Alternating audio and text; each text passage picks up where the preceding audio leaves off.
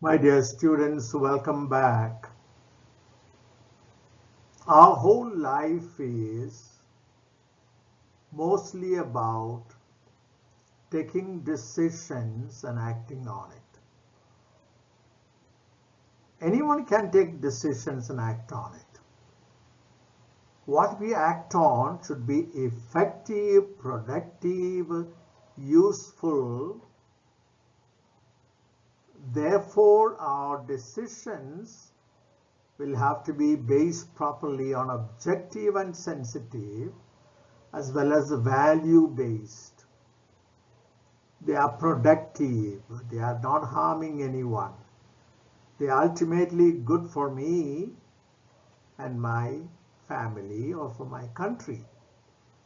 Therefore, we have been talking about our value and how to be effective by getting the right information, data, how to analyze or interpret that data, and then take the decision without delay, act on it.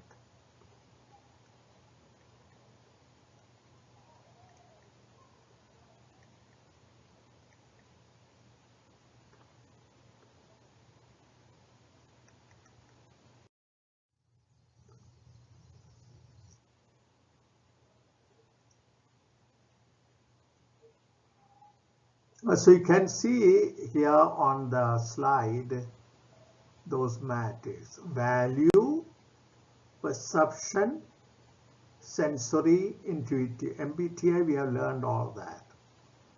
As I am putting them back again so that this is an important component, so we are able to see this.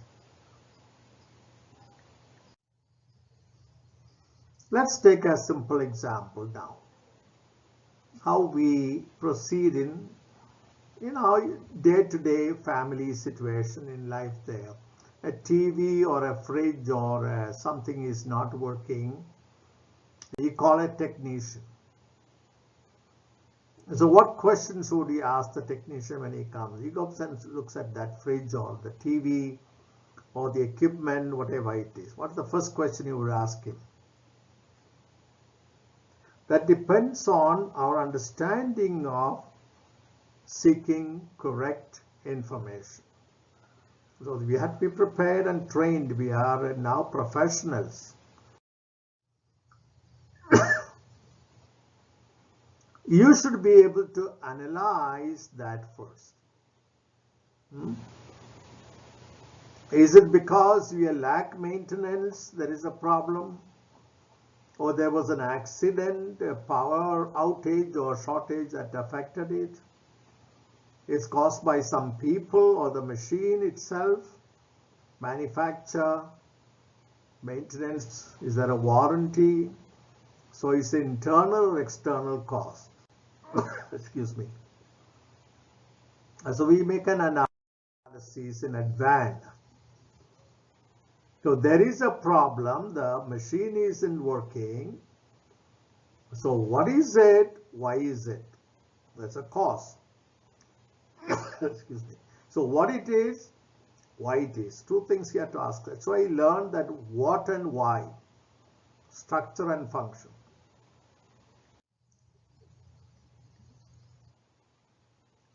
So you ask the technician, what is the problem? Let him analyze. I seen once a plug got come little loose. And it's only a matter of fixing it that. You call a technician.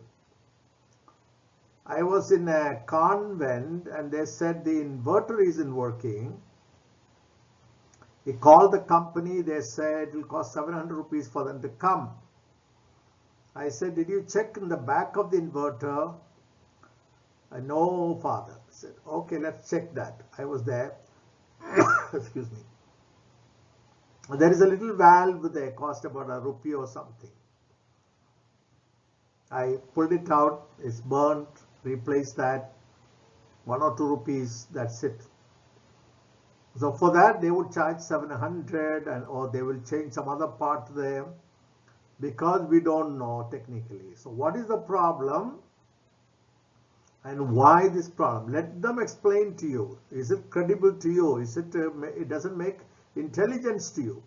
That's meaning our education. So what caused it? And what you suggest as a solution. Before they do anything, let you get these answers correctly from them. What's the solution for this? Do you know how to fix it? You have the expertise, you have the equipment, you have the know-how. And how much does it cost? Get all this before. Any parts to be replaced and how long it take. This is the way you put it, but you learn that there are always how many? 5 W's and 1 H. Some people use 4 W's and 1 H. But the meaning of that is anything that happens, make sure that you understand. Don't let somebody touch anything and change anything before you know it clearly. And teach also your family members such a simple thing about problem solving.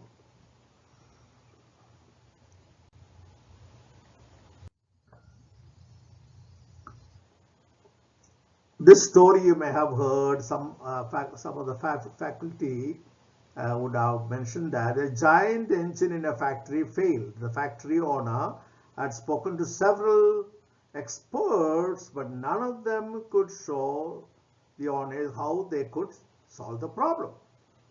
Eventually, an old man who had been fixing engines for years, he came over. He walked around the machine with all the tools dangling from his belt. He walked around, observed, looked around for a long time. And finally, he pulled out a little hammer that was hanging from his belt. Here is the hammer. And gave a little knock at one part of the engine, the machine, and it whirred into life, sprang into life. They all applauded him, congratulated him, thanked him for solving the problem so well, so fast, without costing any extra piece of equipment or anything at all. Then they asked him for the bill for it, the cost of it. And he sent him a bill for $10,000. They were shocked and appalled. He said, just for a knocking with a hammer, $10,000, we want a breakup, itemized expenditure. So he sent them an itemized expenditure. Use of the hammer, knocking and tapping, $1. Knowing where to tap, where to knock, $9,999. That's the point, knowing where to tap. Expertise means that. The cost is not only material. This is an Indian mindset still, use of material. We are not still paying for the expertise, that knowledge there. Which is why we ask, do you have the expertise? Then how much does it cost in advance, not after? And how long it will take? We keep waiting and waiting and waiting because we haven't fixed that idea before.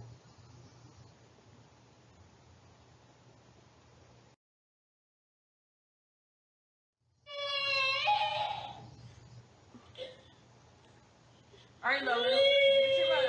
Share. Your brother has So some. perception in companies are an important part of life. Equipments or tools for work has to be given separately, each one's work. If they are to be shared, if you have to depend on the other person to finish and return, or he or she has access over it longer than you have, when you need, you can't get it, it's going to create problems. It's like the twins here. They're the same type of dress, but only one glass of the juice or liquid they have been given. That doesn't work that way. So the perception is complicated. Someone is treated better, someone has got more importance, we are same. So behavior is often Whose piece on is it? perception. This is the lunch break in the school. All the boys had lunch. Somehow this boy had nothing in the tiffin carrier. He was to drink some water. He returns. But some of the boys had noticed, perceived. They thought he had a perception. So he thought to put it down when he found something heavy. He quietly opened.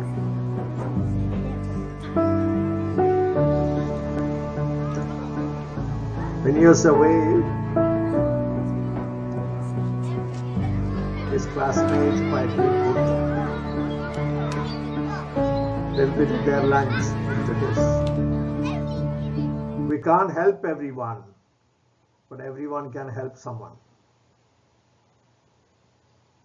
So in life, if you train them in younger days that perception, because your behavior finally comes from perceiving and interpreting and using both sensitive as well as objective ways of taking the decision.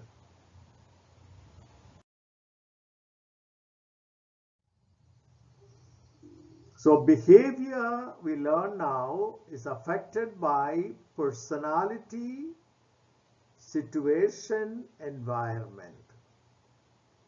So situation, environment can be created by people who are around there. But sometimes environment is commonplace, no one can do anything about it. But a situation is very often controlled or animated, decided by school or college or a hospital or a mall, places like that. So all this will affect your behavior. So we are learning that our personality affects, the situations affect, as well as the environment affect. Therefore, all these are important for us to understand.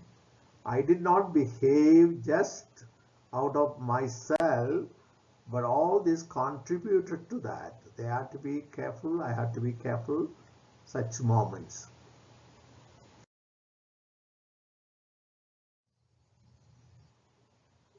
So learn this formula. So B is equal to the function of P and E, personality and environment. This behavior is the function of personality and environment. Okay, I drilled enough with this.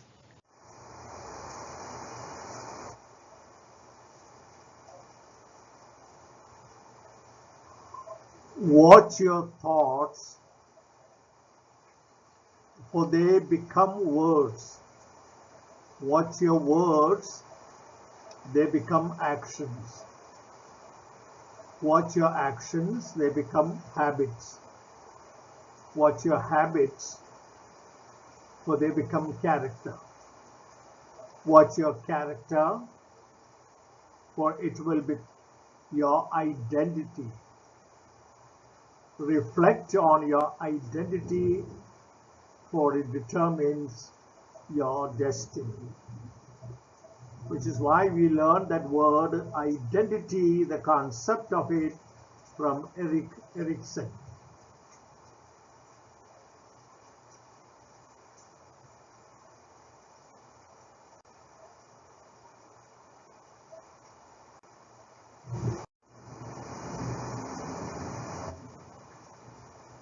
Looks may capture the eyes, but it is the character that captures the heart.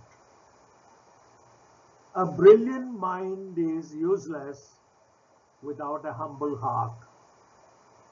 You make an impression with what you say, but you make an impact with what you do, says Francis Cone.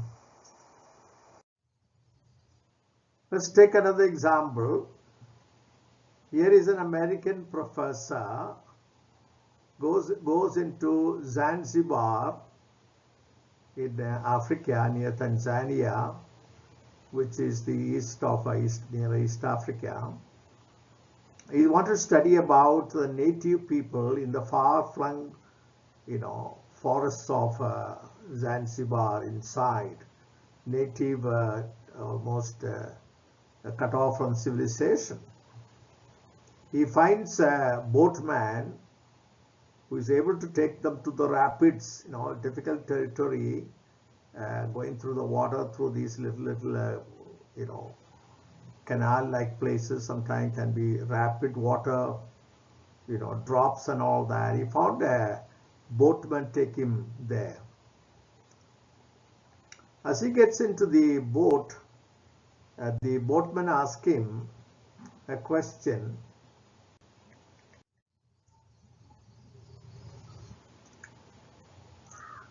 So what are you here, sir, for? He said, on research. I'm studying these native people. And he didn't understand. He's a simple boatman. What is that? So he asked him, do you know psychology, sociology, geology, anthropology, all that professor asked him. He says, no, sir. I'm not educated. I am an ordinary African man. I know only boat. I have to do this work because, I had to make a living. My father died early.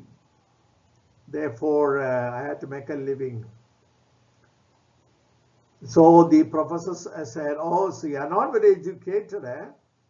You are an ignoramus, ignorant person. Yes, sir, because, I had to make a living. So I know only about boat and the water and all that stuff, he said. Suddenly, the water became rapid and began to go up, the boat began to go up and down, bounce on the water. The rapids are approaching. And the boatman asked the professor, do you know swimology? No. Escapology? No. Crocodology? No. If not, the boat is going to capsize and the crocodology will eat your assology and I will not do any helpology and you will face your own deathology because of your bad mouthology. Sometimes simple people know more than we think. They are experts in their field. They may not have gone to school and get that kind of a knowledge, but they have wisdom of nature.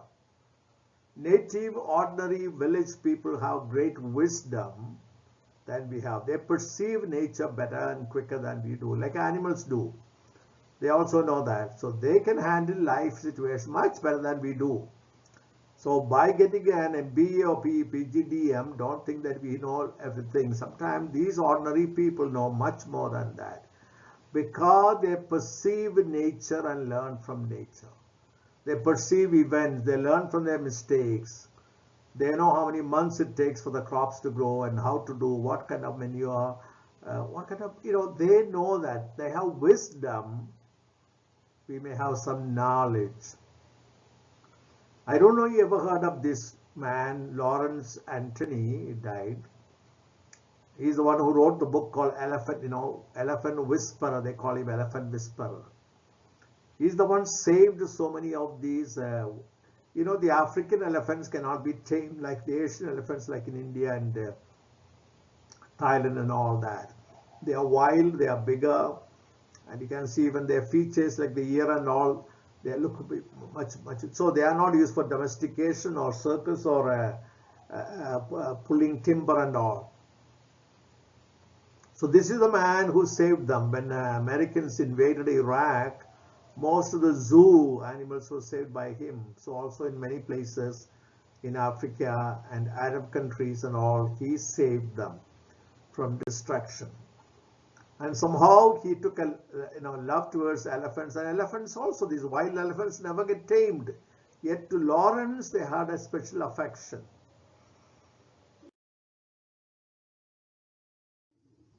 There it is, the name of his book, Elephant Whisperer. On March 12, 2012, 8 years ago, he died, leaving behind his wife and 2 sons and numerous elephants in South Africa. And you know what happened?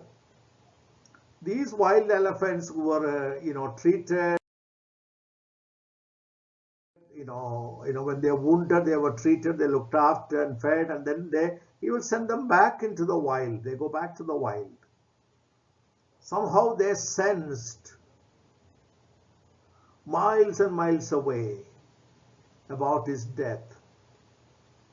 How we don't know.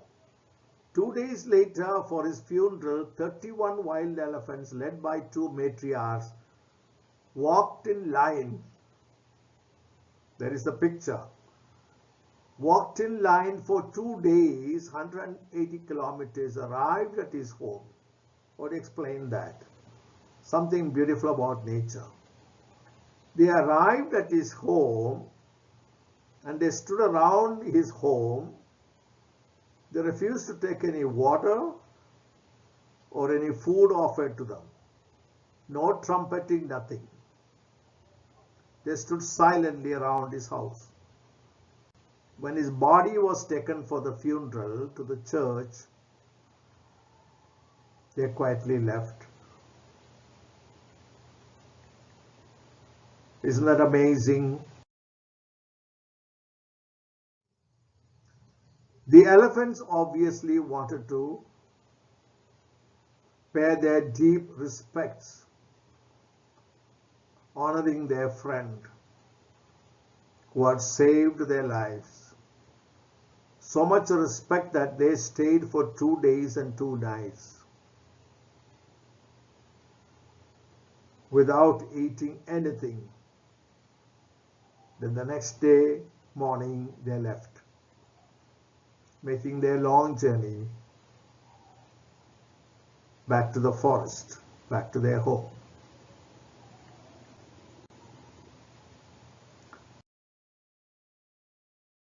Something in this universe is greater and deeper than human intelligence. That's what it proves. Something greater. We need to have that perception, much deeper than what we think about our sensory perception.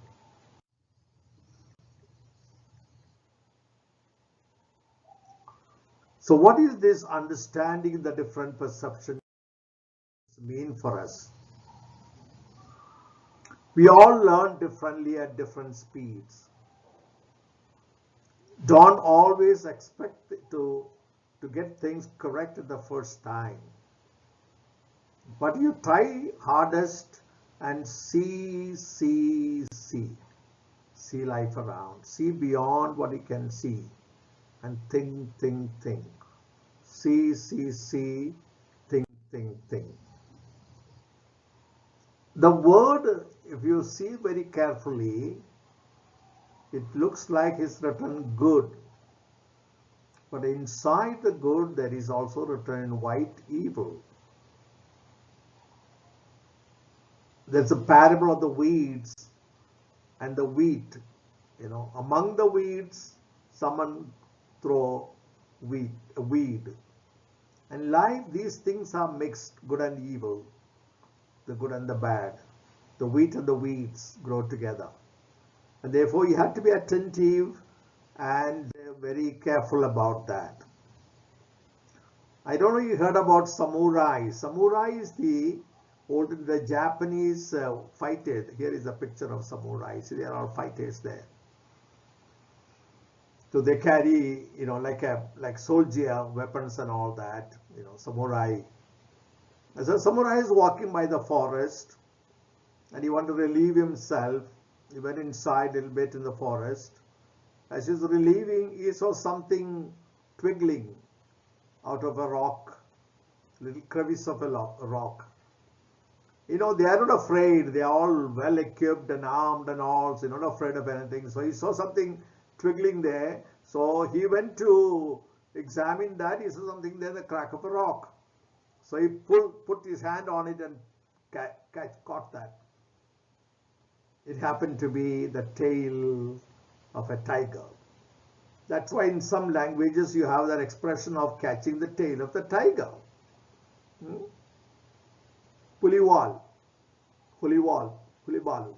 So sometimes you get caught in life and you can't leave it because it'll come and bite and kill you. You can't hold it too long, it won't survive. So you're caught, that's why it is called that way. If you go to Thailand, you can see many monks, Buddhist monks will be very friendly with it. You're missing that picture of the tiger on his lap. So they are very friendly with those tigers there. See here again. So he was caught there, and then a Buddhist monk went by and he called, oh Holy One, come and help me, he shouted. And the monk came to him, how would I help you? He said, take my sword and go the other side of the rock and kill it. It can't do anything to you. I'm holding the tail. Take the tail. He said, the monk said, sorry, I can't kill. Killing is bad. Killing is wrong. We are Buddhist monks. We don't kill anything. But it will kill me. I'm sorry, the monk said. I'm sorry, but we can't kill. All right. Can you do one thing? What is that? Can you hold the tail for me? Oh, I can hold the tail for you. That is okay. Okay. So the samurai gave the tail to the monk, and the monk held the tail of the tiger now. And then the samurai walked away. And the monk called him back. Come here. Are you not going to kill the tiger? No. Killing is bad. You taught me. I am converted. No, killing is bad. It's wrong. And he walked away. So sometimes we get caught. We enter into deals in compassion, in kindness with the evil around us. We don't know it is an evil. A lot of scams are going around in our world. Our lack of perception and proper evaluation make us end up with that tail of the tiger in our hand, no one to help us. And the person who you thought would help you walked away.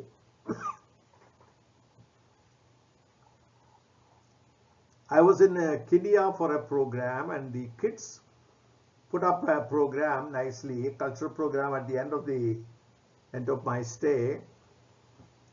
And one of the items in the cultural program, they used to sing in English and Swahili language. You must have heard some words in the Lion King, Mutato and all that. Mutato actually means a little taxi. It translated in Swahili means 3 shilling. And so there is a man selling helium-filled balloons of different colors. And the kids are all, African kids are all painted in different colors of the world. So there's a white kid to say it's American, yellow kid to be Chinese, and a little brownish kid for India, and different colors. So the first kid came, the American kid, white, and he said, can I buy those white balloon? And he said, sure. So he takes the white balloon, places it on the string, and then finally let this go in the air, dance by the wind, it disappears into the sky. The Chinese kid comes and she says, can I buy the yellow balloon? And so she buys the yellow and plays with the string, and then finally let it go, rise in the sky. Then the Indian kid comes and says, can I buy that brown balloon, the chocolate color? And he said, sure. And he plays also with the string and then let it go. Finally, the African kid comes in gingerly, cautiously, and comes to the man, says in a little low voice, sir, that black balloon, will it also rise into the sky like the other balloons?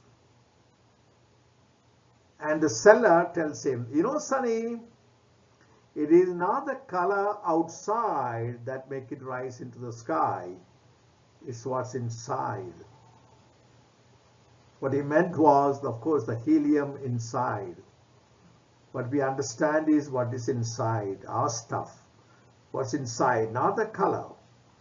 not the color. You have seen that in many countries and many places, how Indians do so well, and it is not the color. We have that kind of consciousness, inferiority of the color. No, it is what's inside, that passion in us. Motivation is that passion, something that propels us upward. So perception is even understanding the value we have, the worth we have, the capacity we have, possibilities we have within us, and not judged by colors or shape or where you come from, the caste, creed and all that. No, we can all rise if you have that passion within us.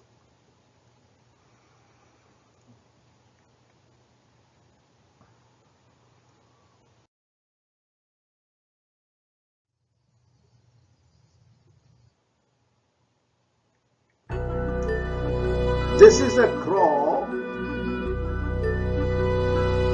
Very happily it was living until one day it saw a swan. So white is so beautiful. The crow said, oh, that must be the happiest. The swan sees a parrot so beautiful and elegant upon a tree. Oh, that must be colorful, must be the happiest bird. And the parrot sees a peacock. So many colors, so beautiful. That must be the happiest bird. The peacock looked up and saw on the tree a crow and said, oh, the crow is free. It flies all day. He must be the happiest. We have perceptions, sometimes wrong perceptions. And this somebody else's dream. Forget we can have a dream. Be happy with what we have and thankful for what we have. See that little girl there? No arms, so happily she manages. No complaint, no help required, I can do myself. I'm happy, contented. It's a little mushkil, but she can manage, she can do well. At the end of it, I'm happy with what I have. My color, my look, my size, everything is fine. Thank you, God. There was a young fellow, finished college, going for a job interview. He went to his mother and got blessings. Mother said, go to dad. No, I will not go to dad. He's always angry with me, always correcting me. Everything I am doing is wrong. Everything is bad. Therefore, I will not go. He said, no, you should go. Half-heartedly, he said, Dad, I'm going for the interview. When he reached the place of the interview, the gate of the place had no watchman, and it's half open, and the latch was sticking out. And he said someone who comes by bike can be injured by that latch sticking out. So he pushed it back and opened both gates fully and entered in. Once he reached the veranda, he saw lights burning. Oh, it's by God, it's 10 o'clock and lights are burning around. He looked around for the switch, he found the switch, he turned it off. Then he went to the toilet and he heard the sound of flush running, and his dad had taught him all this, about the gate, about light burning outside during the day, must turn it off. And in the flush, he told him what to do. Sometimes they lift it up, sometimes turn it back, they turn the tap off. So he went 3 toilets and turned them off. And he saw so many lights burning. He turned them off and just turned one light on, used the toilet, freshened himself, combed his hair, came to the hall. They are waiting to be called in. And he noticed kids are sitting 2 there, 3 there, 4 there, different little clusters, different places, each one putting on the fan, different place, and all lights and all. Dad doesn't allow that at home. And so he told them, can we not sit together in one area? When we are called, we'll go, we can turn off these fans and switches. He thought of that as he is trained by his dad. So they had no problem because they come for interview, therefore they are ready, which they did. And after a while, he was finally called in for the interview. And he went there. He was about to sit, but they were not asking him to sit down. He was still standing. He said, okay if I sit down? He was trained well. He said, your interview is over. And he said, sir, anything I did wrong? I just came in only. Don't you want to look at my resume at least? No, we are all done. What does that mean, sir? What it means is you are already selected. I am selected, but you never looked at my resume. You never asked me any question. How did you select me? What criteria, sir? May I ask you? We have been observing you from our gate. We had CCTV cameras. We know what we did at the gate, at the entrance, in the toilet, and even in the hall, which we didn't expect at all. You're a responsible person. And he sobbed. What happened? My dad taught me all this, he cried.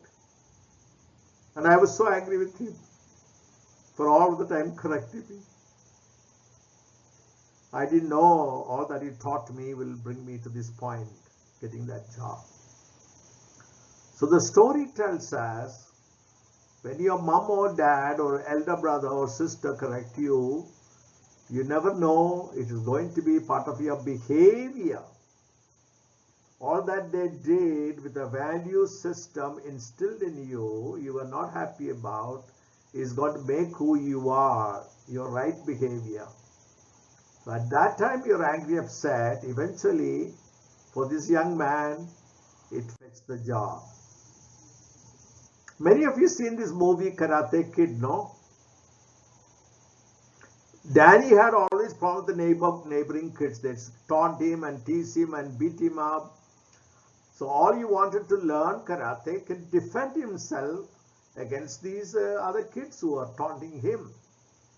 So he went to Miyagi, the Japanese karate teacher, expecting to learn some defense mechanism. So he told him to come next day and we will start learning. When he came next day, if you remember the story, the movie, he told him, there are 5 cars there. You're going to wax them, okay? One by one carefully. You wax this way and wax that way. You wax this, so 5 cars. So the whole day he was waxing cars. And he went home. Next day came back. I hope he will teach me something of karate today. I paid for him. I'm going to pay for him too. So next day he asked him about painting the fence. You see those metal fence all getting rusted. He's going to paint it this way and paint it that way. Okay. So the whole day he painted. And the third day comes in, he said, oh my God, I'm going to tell him something. He is actually making use of me. It's a cheat. It's a terrible thing, he said. And next day he said, I'm sure he's going to give me a training for karate. Next day comes and he told him, here is sandpaper, here is the polish. You're going to do the floor. You see the wooden floor there? You're going to sandpaper it, polish it. This way and this way, this way and this way. And he told Miyagi, you are a cheat. I came to learn karate and to defend myself. You are using me free labor. And I'm paying you for that on top of that. This is terrible. And he said, come here. And he said, hold your hand, defend yourself. He said, how do you defend yourself? This is how you defend yourself, isn't it? Defend yourself. And that's what I was teaching you last 3 days. So many lessons we learn in life, many things that we do, many activities we do in the family or in the car. We think, what is the purpose of it? What is it leading to? What is the point of all this? All these practices, all this regimen, all this system is going to eventually train you, create an attitude within us. Attitude. Not only the value, an attitude, which will eventually lead to a behavior. So you may not see the direct connection, as Danny could not see the direct connection, until at the end he showed him all this eventually. So if you have a regimen of getting up at this time, on the alarm, eating at a particular time, eating properly, you may not see the connection. It's going to create discipline in you and a kind of punctuality that will continue in your works and in your career. And people appreciate that. So behavior cannot come automatically.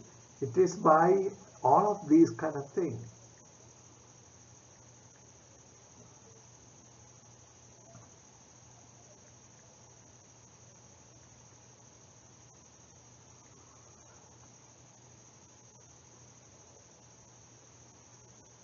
Through experiences and failures and mistakes, we learn lessons of life.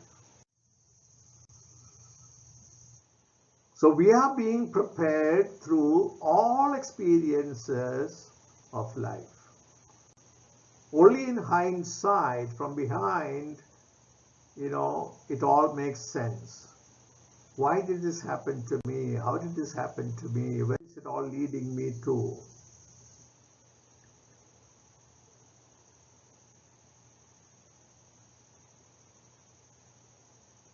I'm giving you some of the stories. I know some of the stories you already know, of people in business, in different fields.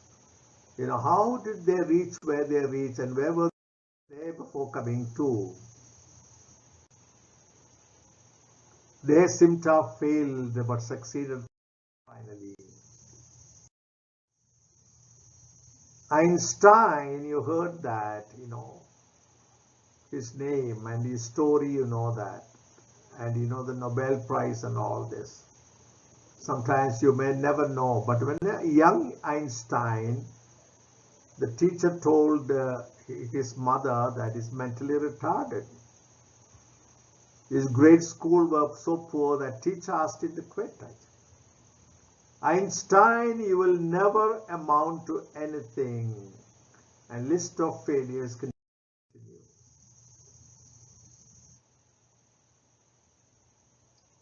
So what changed the whole thing? What changed the whole thing? So it all comes into a point that you give up on life because somebody else gave up on life. No. I have to have the grit. I have to have the inner strength. It is what's inside that makes us to fly. We know Bill Gates of Harvard University dropped out.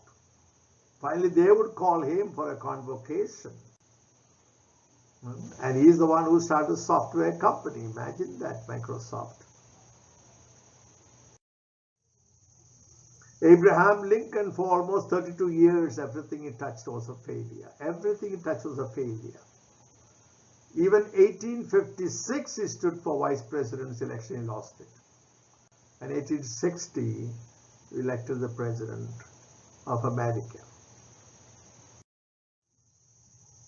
Thomas Edison, they say almost 9,000 experiments. I heard 10,000 experiments at one time.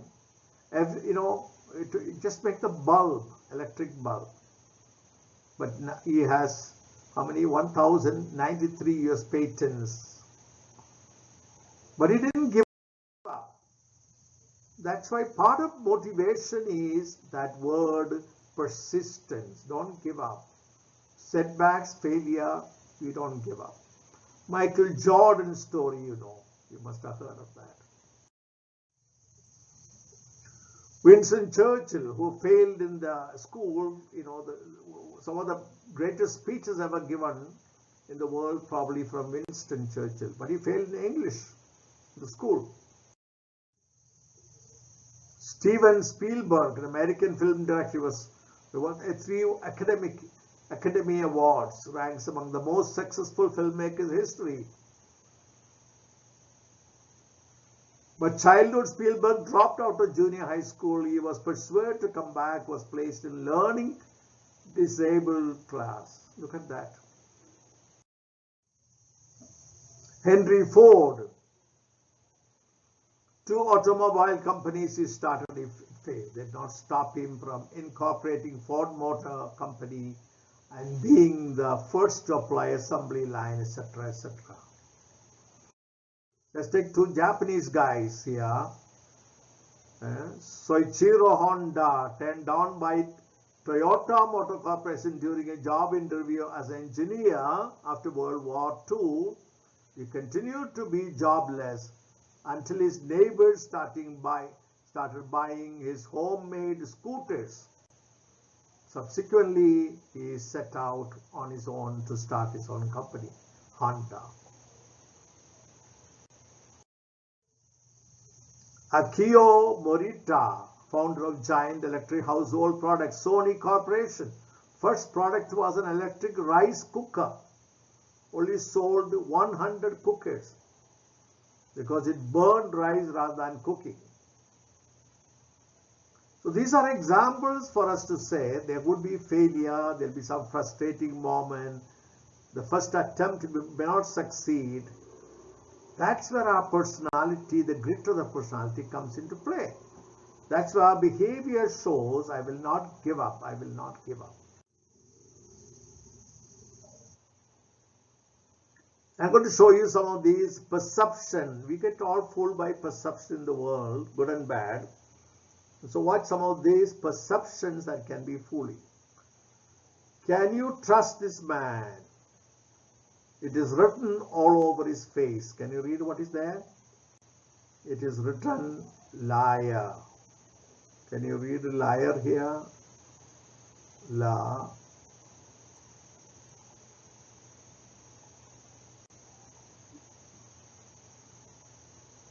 By different types of illusion. This you must have seen. How many faces can you see? There are 9 faces. You cannot see all of them. But if you carefully examine, you'll find there are 9 faces there. Looks like a bird. Now it's squirrel.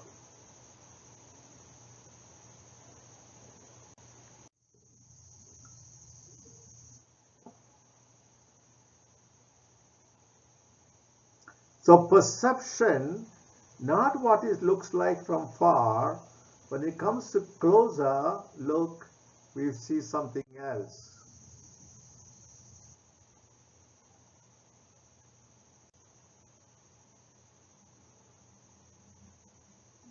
Can you see a horse here? There's a horse here.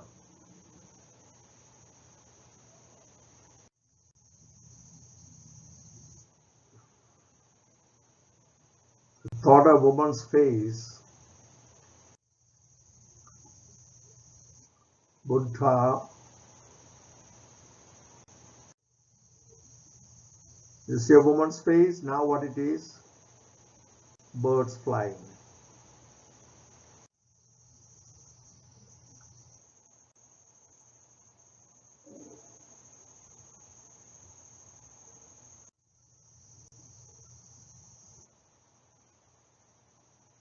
It's the man face one. Perception makes all the difference there. A woman's face becomes flowers there.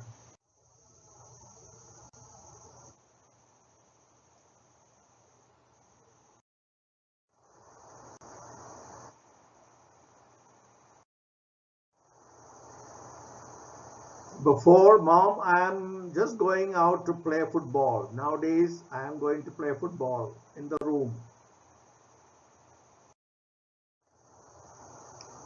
Go to your room, that is punishment in the olden days. But today, go to room, they are so happy. All the equipments in the room. Formerly, it was sitting in the corner alone. Now you got all this stuff. They're happy to go to their room. A little while ago, he was busy with Facebook. But now, face is on book. That's Modern world. Study time, Facebook time.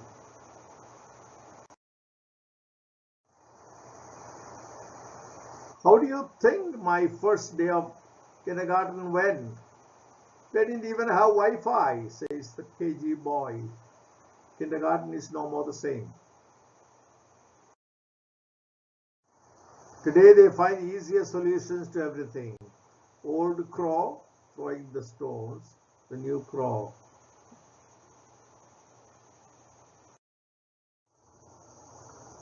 In 1961, it is the parents and the teacher shout at the kid. Now it is the parents who shout at the teachers, and the kid is very happy. The world is changed.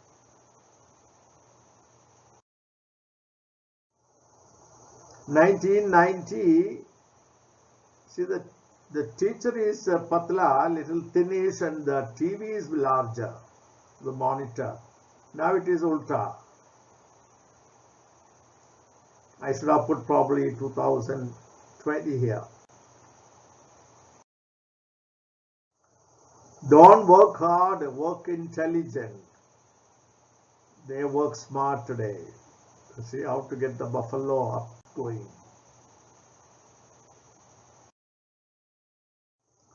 They have a lot in that in common. This is the old guy with a book, and he's got this little smartphone there.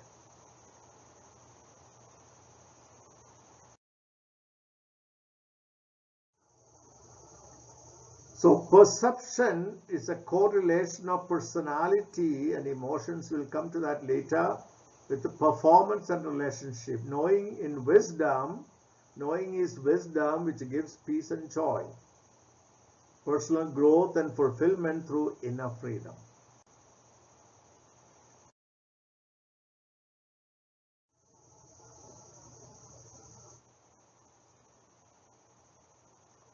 So the external environment.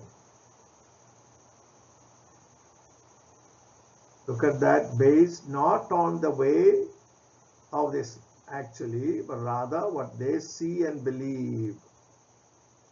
What they see and believe. That's why perception and interpretation are required. Evidence suggests that individuals perceive from their work situation will influence what they perceive, their productivity.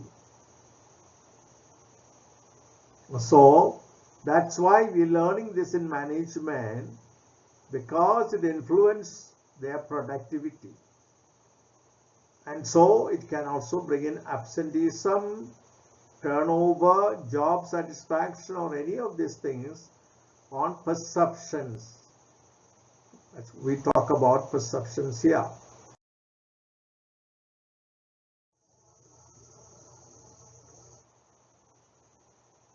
So personality, that's why you look at the personality today, predicts behavior.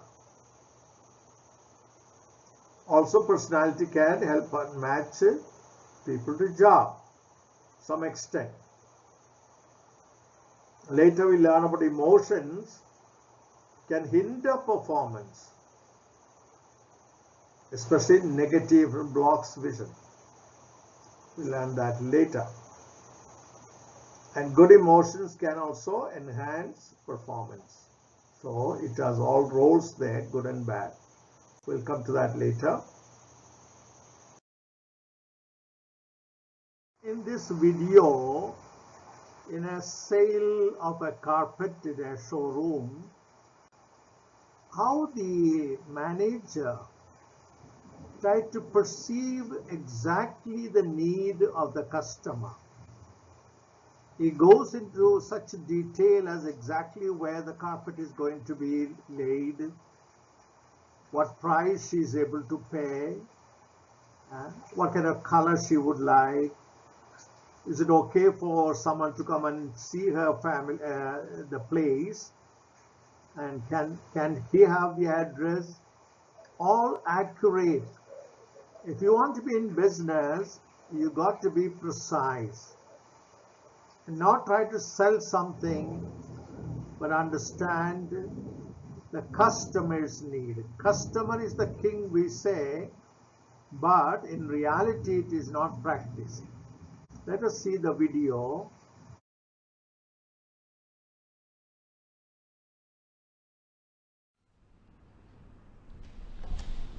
Excuse me, I wonder if you could help me. I'm trying to match some carpet samples to some fabric, but I'm not very good at choosing colours. Oh, certainly.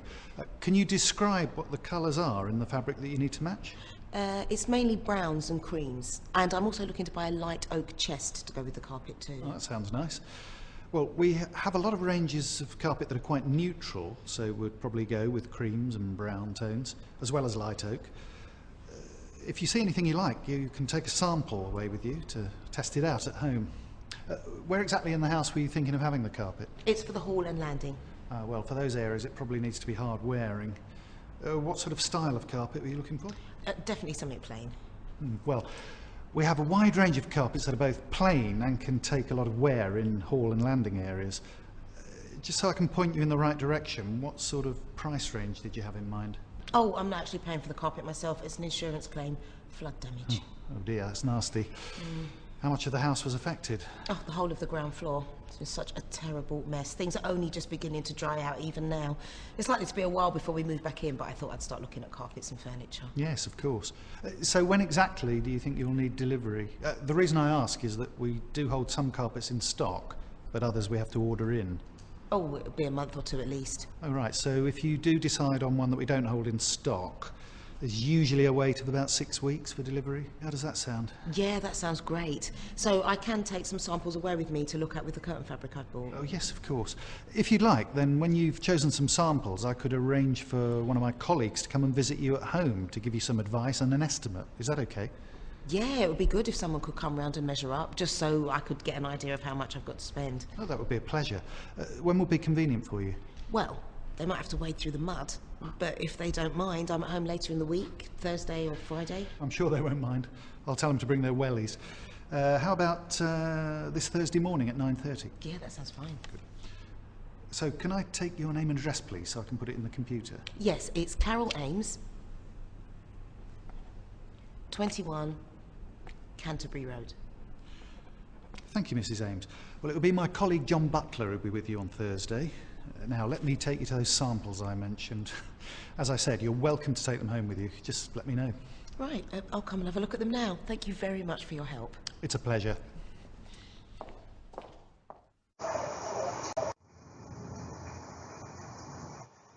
We noticed that the perception of the manager or the supervisor was perfect in this case. I put them under 5 P's here.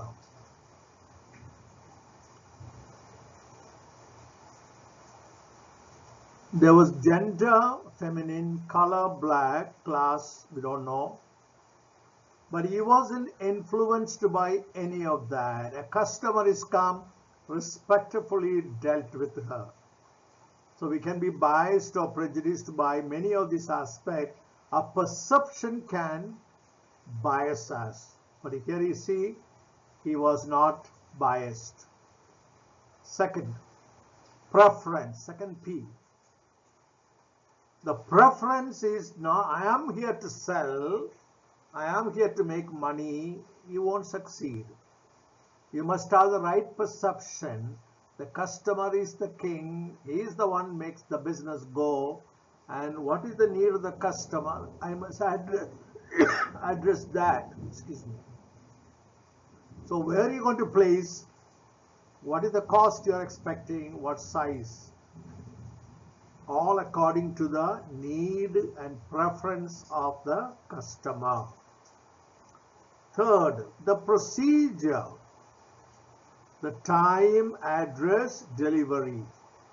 According to the convenience of the customer as well as their convenience, because they have to procure the material. So an agreement is made on the procedure, is convenient for them and for us. That's a good business of sensitivity now. Perception, interpretation of both sides, sensitive and objective. What is practical for us and what is good for the other. Fourth, personnel, who will come. They don't want to be surprised by somebody they don't know. So this is the person who's going to come on this day at this time. So you can expect apartments and flats, and it can have a lot of abuse or attack. So you know exactly who is coming, what time. Personnel. So details are given. Finally, the promise. When I say on this day, it will be on that day. So it's doable, date, time. A good business have ethical standards. Sensitivity with the customer, objectivity with us, what is possible there. Perception is a good procedure part of the business behavior. Perception of our possibility, perception of the need of the customer. Together, they make a wonderful combination.